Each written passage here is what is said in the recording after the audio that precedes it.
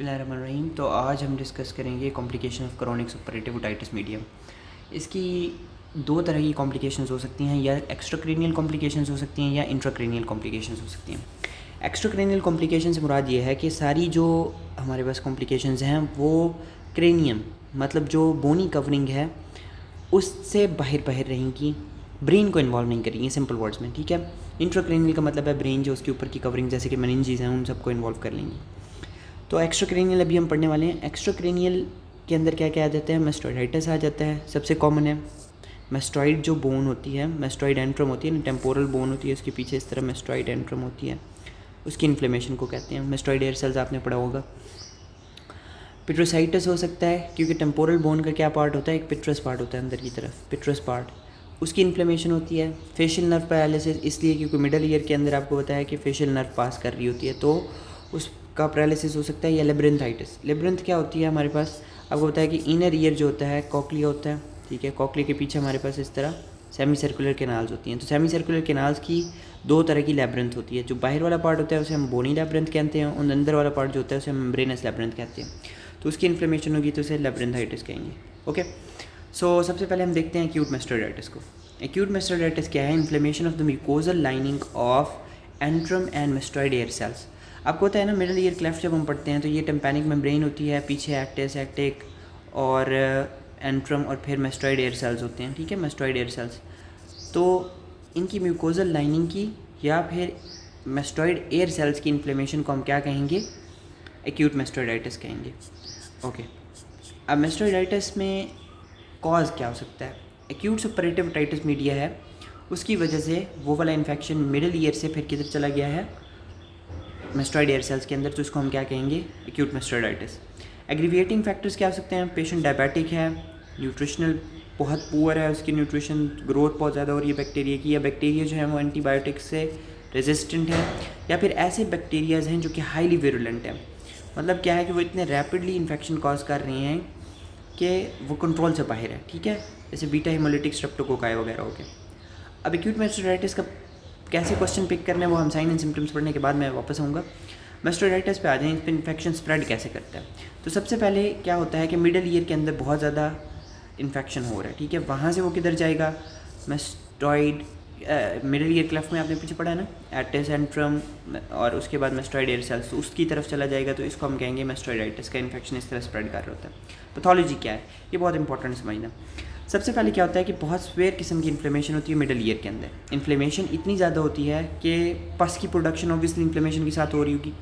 अब पस ने किधर जाना है, अब होता है कि पस जो है, सपोज करेंगे मिडल ईयर है, पस ने जाना है या तो टेम्पैनिक मेम्ब्रेन को परफोरेट करके एक्सटर्नल ऑडिटरी मेटस में आ जाएगी और उससे ईयर से बाहर डिस्चार्ज हो रहा होगा, या फिर हमारे पास जो स्टेशन ट्यूब होती है उसके थ्रू ये नेजोफेरिंक्स यानी कि गले में चली जाएगी।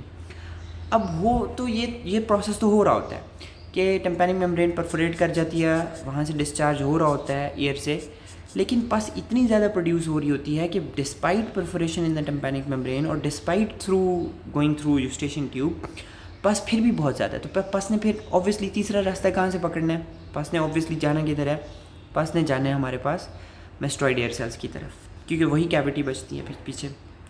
फिर पस किधर जाती है, पस एक्सटेंड करती है to the lining of mastoid air system, और वहाँ जाके वो क्या कराती है, हाइपरीमिया। अब इन्फ्लेमेशन के साथ हाइपरीमिया होता है ऑब्वियसली, आपको पता है। तो जो मेस्टोइड एयर सेल्स होंगे वो क्या हो जाएंगे, इस तरह ब्लड से और पस से भर जाएंगे।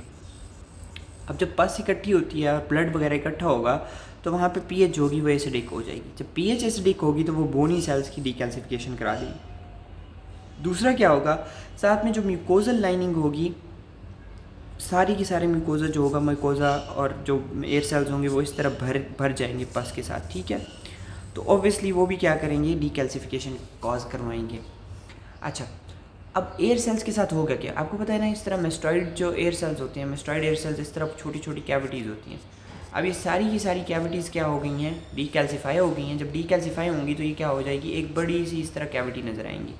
ठीक है, अब पस से भरे हुए हैं ये सारी पस फिर किधर जाएगी, ये सारी पस इस तरह, ये जैसे आप पिक्चर में देख रहे हैं, ये अगर बोनी वॉल को पास करके बाहर आ जाएगी तो इसको हम कहेंगे, अगर बोन के नीचे रहेगी तो उसे हम कहेंगे सब पेरियोस्टियल एब्सेस, और अगर उसको पास करके स्किन के ऊपर आ गई, इस तरह डिस्चार्ज बन गया, तो ये फिस्टूला बन जाएगा, आपको नज़र आ रहा है। ठीक है, ओके।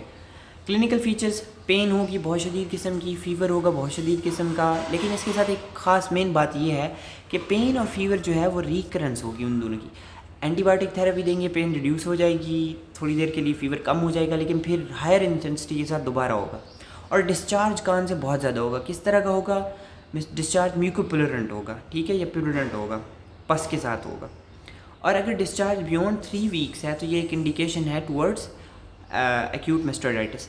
लेकिन ये यहाँ पे बात याद रखनी ज़रूरी है कि डिस्चार्ज कभी कभी नहीं भी होता। उसकी रीज़न ये होती है कि बाज़ दफ़ा ऑब्स्ट्रक्शन हो जाती है मिडल ईयर की जो कैविटी है, हम आगे पढ़ेंगे इसकी कॉम्प्लिकेशन के अंदर ही, कि जो हमारे पास मिडल ईयर से जो पस आ रही होती है परफोरेशन करके टिम्पैनिक मेम्ब्रेन से बाहर एक्सटर्नल ऑडिटरी कैनाल के अंदर।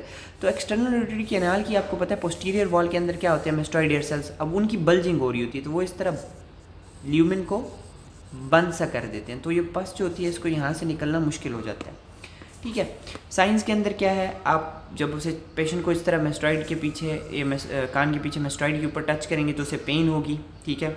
इसी तरह दूसरी मैंने बात अभी बता दी आपको, sagging of external auditory meatus. अब यहाँ पे देखें आपको ये पोस्टीरियर वॉल है एक्सटर्नल ऑडिटरी कैनाल की, और ये क्या कर रही है? इस तरह बल्ज कर रही है नीचे की तरफ। क्यों? क्योंकि ऊपर सपरेटिव ओटाइटस मीडिया की वजह से मास्टोइड एयर सेल्स के अंदर पस इकट्ठी हुई और वो क्या कर रही हैं, ये सारे सेल्स भरे हुए हैं और ये पस की वजह से बल्ज कर रहे हैं, और तो ये वाली जो ल्यूमेन है वो कम हुआ हुआ है। अच्छा, फिर क्या होगी? आपको दूसरा साइन नज़र आएगा, टिम्पैनिक मेम्ब्रेन के अंदर इस तरह परफोरेशन नज़र आएगी आपको। मैं यहाँ ऊपर दिखाता हूँ, ये देखिए पास्ट टेंस के अंदर सेंट्रल परफोरेशन है और उससे अंदर से डिस्चार्ज हो रहा है, ठीक है। और क्या साइंस आप नोटिस करेंगे? पल्सेटिव म्यूकोपुलरेंट डिस्चार्ज। अब पल्सेटिव म्यूकोपुलरेंट डिस्चार्ज का मतलब यह है कि जब आप ओटोस्कोपी पे चेक करेंगे तो 1 मिनट के लिए समझ लें कि इस तरह डिस्चार्ज होगा, फिर रुक जाएगा, फिर डिस्चार्ज होगा, फिर रुक जाएगा, फिर डिस्चार्ज होगा, क्योंकि रिदमिक पैटर्न होगा। मूवीज़ में आप देखते हैं कि समंदर के अंदर इस तरह एक बड़ा सा वो होता है, क्या बिल्डिंग होती है जिसके ऊपर इस तरह लाइट लगी होती है, जिस तरह घूमती रहती है। तो अगर आप एक साइड से खड़े हैं तो आप पे लाइट आएगी, थोड़ी देर बाद फिर लाइट आएगी, फिर चली जाएगी, फिर आएगी। तो इसलिए उसको हम लाइट हाउस कहते हैं। तो इसको हम लाइट हाउस बेसिकली यूज़ होते थे बहरी जहाज़ों को पुराने ज़माने में डॉक करवाने के लिए, तो लाइट हाउस इफेक्ट कहते हैं इसको भी, ठीक है। उसके बाद हमारे पास क्या है? परफोरेशन होगी टिम्पैनिक मेम्ब्रेन की, स्वेलिंग होगी मास्टोइड एंट्रम की, ये आपको नज़र आ रही है मास्टोइड एंट्रम इस तरह स्वेल हुई होगी, ठीक है। ये देखें पीछे मास्टोइड एयर सेल्स पास से भरते हैं, जिसकी वजह से क्या होता है, इस तरह मास्टोइड एयर सेल्स जो होते हैं वो मास्टोइड एयर एंट्रम की इस तरह स्वेलिंग करा देते हैं। बहुत ज़्यादा पस होगी, फीवर बहुत हाई होगा, तो ये होंगे साइंस, ठीक है। एक साइन आपको बता दूं, यहाँ पे एक साइन होता है जिसे हम कहते हैं positive reservoir sign. Positive reservoir sign का मतलब क्या होता है? अगर आप ये पिक्चर देखें यहाँ पे, इसमें ये हो रहा है कि मास्टोइड एयर सेल्स जो हैं वो पस से भरे हुए हैं। हम अगर उनको क्लीन करें एक दफ़ा, तो रिजर्वायर का मतलब क्या होता है? डैम को कहते हैं ना, कि वो साफ़ करने के बाद दोबारा भर जाएंगे, तो ये पॉजिटिव रिजर्वायर साइन होता है। इन्वेस्टिगेशंस पे आएँ, सीबीसी करवाएंगे, ल्यूकोसाइट्स बड़े होंगे क्योंकि इन्फ्लेमेशन हो रही है, ईएसआर बड़ी हुई होगी, सीटी स्कैन के ऊपर आपको ये मास्टोइड एयर सेल्स जो होंगे ये सारे के सारे क्लाउडी नज़र आएंगे, क्योंकि इनके सब के अंदर क्या हो जाएगी? पस फिल होगी, ठीक है। और एयर स्वैब्स करेंगे ऑब्वियसली, ताकि हमें पता चल सके कि कौन सा पॉजिटिव ऑर्गेनिज्म है, ताकि उस लिहाज से हम ट्रीटमेंट कर सकें। अब इसी तरह की पिक्चर के अंदर हमें कुछ डिफरेंशियल डायग्नोसिस का पता होना चाहिए, क्योंकि हम कंफ्यूज कर सकते हैं कि ये एक्यूट मास्टाइटिस है, ये कोई और क्लिनिकल फीचर है। तो separation of mastoid lymph nodes. अब मास्टोइड लिम्फ नोड्स जो हैं मास्टोइड एंट्रम के ऊपर, ये कान है सपोजिंगली, ये पीछे मास्टोइड है, यहाँ पे अगर लिम्फ नोड्स स्वेल हुए हुए हैं तो हमें ये लग सकता है कि ये मास्टोइड टेंडरनेस है और मास्टोइड एक्यूट मास्टाइटिस की सिम्टम है, लेकिन ऐसा नहीं है। क्यों? क्योंकि उस पेशेंट के अंदर आप जब उसे पूछेंगे तो कोई हिस्ट्री नहीं होगी ईयर डिस्चार्ज की, और उसको एक्यूट ओटाइटिस मीडिया नहीं होगा, उसकी परफोरेशन नहीं होगी, टिम्पैनिक मेम्ब्रेन बिल्कुल इंटैक्ट होगी। दूसरा हो सकता है फ्रंकल्स के साथ, हम लोग इसको कंफ्यूज कर सकते हैं। फ्रंकल्स क्या होते हैं कि ये हेयर सेल्स की इन्फ्लेमेशन होती है एक्सटर्नल ऑडिटरी मेटस के अंदर, तो उसकी वजह से क्या होता है कि इस तरह हेयर सेल की इन्फेक्शन होता है या इन्फ्लेमेशन क्या लें। अगर एक का हो तो फ्रंकल्स, ज़्यादा का हो तो कार्बंकल्स। अब इन दो का डिफरेंस देख लें। ओटाइटिस मीडिया किसके अंदर होगा? एक्यूट मास्टाइटिस के अंदर हिस्ट्री होगी। Sagging of air external auditory meatus या एक्सटर्नल ऑडिटरी कैनाल, वो भी सिर्फ एक्यूट मास्टाइटिस के अंदर होगी। टिम्पैनिक मेम्ब्रेन जो होगी फ्रंकुलोसिस के अंदर बिल्कुल इंटैक्ट होगी, जबकि इसके अंदर क्या हो सकता है कि टिम्पैनिक मेम्ब्रेन या कंजस्टेड होगी या उसके अंदर क्या होगा कि बल्जिंग नज़र आ रही होगी, या इवन हो सकता है कि परफोरेशन हो चुकी हो। टेंडरनेस कहाँ पे नज़र आएगी? मेस्टॉइड एंट्रम के ऊपर, ठीक है। इस तरह मेस्टॉइड के ऊपर जब आप टच करोगे उसको इस जगह पे, तो ये क्या होगा? पेन होगी पेशेंट को। फिर क्या है कि जो फ्रैंक्यूलोसिस है उसके अंदर क्या होता है कि आप ट्रेगस के ऊपर दबाते हो, ये कान होता है आपका, ये ट्रेगस होता है, छोटा सा जो कुंडी होती है ना, इसके ऊपर जब आप टच करते हो तो पेन होता है पेशेंट को। ये होता है फ्रैंक्यूलोसिस के अंदर। डिस्चार्ज किस तरह का होगा? म्यूकोपुलरेंट डिस्चार्ज होगा एक्यूट मेस्टोइडाइटिस के अंदर, जबकि फ्रैंक्यूलोसिस के अंदर कभी भी म्यूकॉइड नहीं होगा। उसकी रीज़न ये है कि जो एक्सटर्नल ऑडिटरी मेटस के सेल्स हैं उनके अंदर म्यूकस प्रोडक्शन की कैपेसिटी नहीं होती। ये हमेशा मिडल ईयर से आने वाले इन्फेक्शन के साथ होता है कि उसके अंदर म्यूकस होता है, ठीक है। ट्रीटमेंट पे आ जाए, इंपॉर्टेंट ऐसी क्यों है। सबसे पहले हम कि हम हॉस्पिटलाइज करेंगे पेशेंट को, एंटीबायोटिक्स देंगे। अब एंटीबायोटिक्स हमें कल्चर एंड सेंसिटिविटी में टाइम लगता है, तो हम एंटीबायोटिक्स को एम्पेरिक थेरेपी तौर पे देते हैं। सबसे पहले हम अमोक्सिसिलिन, एम्पिसिलिन की डोजेज दे देते हैं आईवी, मेट्रोनिडाजोल और क्लोरामफेनिकोल को भी ऐड कर देते हैं, क्योंकि हमें नहीं पता कि कौन सा बैक्टीरिया, तो हम ब्रॉड स्पेक्ट्रम एंटीबायोटिक्स यूज़ करते हैं। फिर हम करते हैं मैरिंगोटमी। मैरिंगोटमी क्या होता है? ये देखिए आप, ये हमारे पास टिम्पैनिक मेम्ब्रेन है, ये बल्ज कर रही थी, तो हमने क्या किया कि इसकी परफोरेशन होने से इसको बचाने के लिए हमने खुद ही इसके अंदर एक इंसिजन दिया और फिर उसको मिडल ईयर को हमने पस से सक आउट कर लिया, पस डिस्चार्ज कर लिए, और फिर इसके अंदर हमने ग्रोमेट लगा दिया, ये ट्यूब लगा दी, जिसकी वजह से क्या होती रहे, जो एरेशन होती रहे मिडल ईयर की, ठीक है। तो ये हम कर सकते हैं मैरिंगोटमी। आखिरी चीज़ हम कर सकते हैं कॉर्टिकल मेस्टोइडेक्टमी। ये बड़े स्क्वायर केसेस में की जाती है, इसकी कुछ इंडिकेशन होती है, हर दफ़ा नहीं करते हम। मेस्टोइडेक्टमी क्या होता है कि हम मेस्टोइड एंट्रम के ऊपर इस तरह इंसिजन देते हैं, मेस्टोइड एयर सेल्स को यहाँ से क्लीन करते हैं या उनको कैविटेट करते हैं, ठीक है, और उसके अंदर से पस वगैरह का डिस्चार्ज करते हैं। तो कॉर्टिकल मेस्टोइडेक्टमी के अंदर हम कब कर सकते हैं? जब ऐसा हो कि बोन के नीचे सब पेरियोस्टियल एब्सेस इकट्ठी हुई है, ऊपर बोन है, नीचे पस इकट्ठी हुई है, या फिर मैंने ऊपर आपको दिखाया था कि सैगिंग हुई हुई हो इस तरह एक्सटर्नल ऑडिटरी मेटस की, ये दूसरी कंडीशन हो गई। तीसरी कंडीशन हो सकती है पॉजिटिव रेजर्वायर साइन, वो भी मैंने आपको बता दिया कि हम मॉप करते हैं एक दफ़ा मेस्टोइड एयर सेल्स को, दोबारा फिलअप हो जाते हैं डैम की तरह, उसके अंदर भरा हुआ है बस, तब हम कर सकते हैं। या फिर पेशेंट को हमने एंटीबायोटिक्स दी हैं, 48 आवर्स के बाद भी वो ठीक नहीं हो रहा, उसकी कंडीशन और वर्स हो रही है, तब हम कर सकते हैं।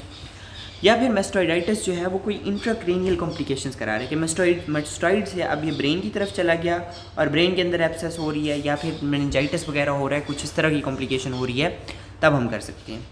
कॉम्प्लिकेशंस क्या हो सकती है मेस्टोइडाइटिस की? ऑब्वियसली ये ब्रेन की तरफ फैल सकता है, मेनिंजाइटिस हो सकता है, एक्स्ट्रा ड्यूरल सब ड्यूरल या ब्रेन एब्सेस हो सकती है, सब पेरियोस्टियल एब्सेस हो सकती है, लेब्रेंथाइटिस हो सकती है। अगर इनर ईयर की तरफ इन्फेक्शन फैल गया तो लाजमी सी बात है, आपको पता है कि इनर ईयर के अंदर क्या होते हैं, कॉकलिया होता है, पीछे वेस्टिब्यूल होता है, और फिर इस तरह हमारे पास सेमी सर्कुलर कैनाल्स होती हैं। तो सेमी सर्कुलर कैनाल्स लेब्रेंथ होती है उसके ऊपर, ठीक है, तो लेब्रेंथ उनकी इन्फेक्शन या इन्फ्लेमेशन हो सकता है।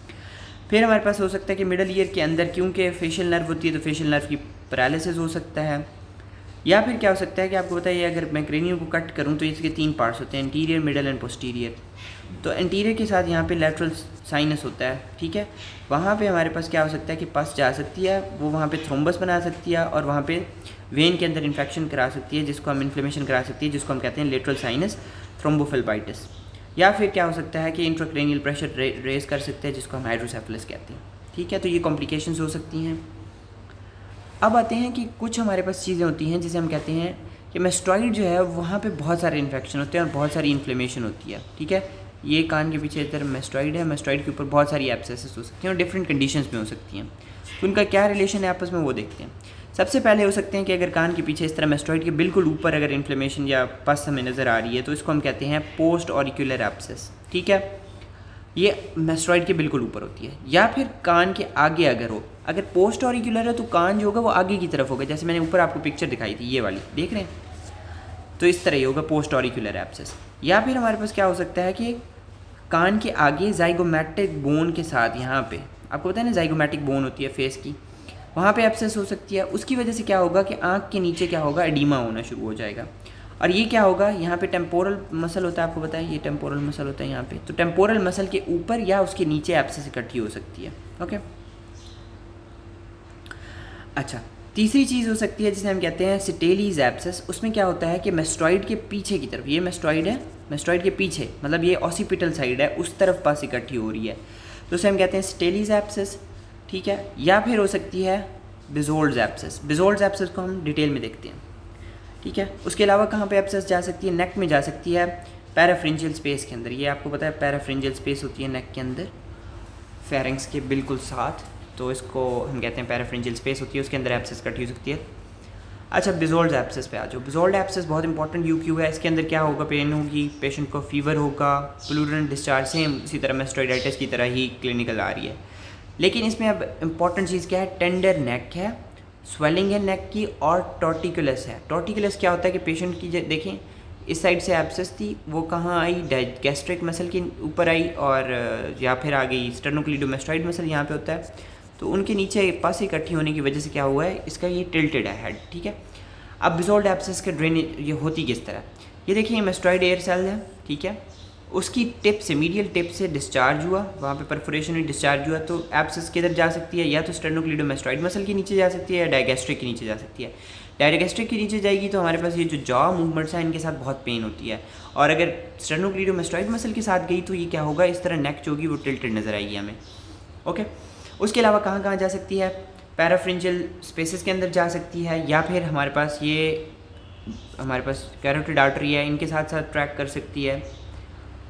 ये हो गई हमारे पास एब्सेस, कहाँ कहाँ जा सकती है बिजोल्ड एब्सेस से, या ये पोस्टीरियर ट्रायंगल ऑफ नेक के अंदर जा सकती है। ये स्टेर्नोक्लीडोमेस्टॉइड मसल के पीछे होती है हमारे पास पोस्टीरियर ट्रायंगल, इसके अंदर एब्सेस जा सकती है।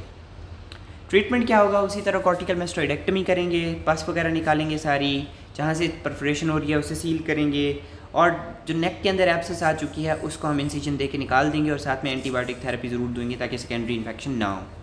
तो ये एक्यूट मेस्टोइडाइटिस हमारा कंप्लीट हो गया, वेरी इंपॉर्टेंट एमसीक्यू है।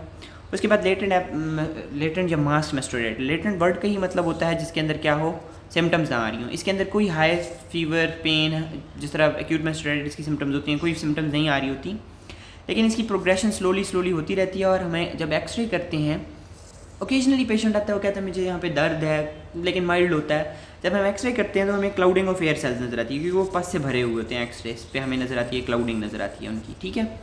उसके बाद क्या है कि जब हम मेस्टोइडेक्टमी करते हैं तो हमें नज़र आता है कि वो सारे के सारे एयर सेल्स जो हैं वो डिस्ट्रॉय हो चुके हैं, और उनके अंदर क्या भरा हुआ है, जेलेटिनस डार्क कलर का मटीरियल नज़र आ रहा है। तो ये हो गई हमारे पास मेस्टोइडाइटिस, पहली जो हमारे पास कॉम्प्लिकेशन थी, extra cranial complication of chronic super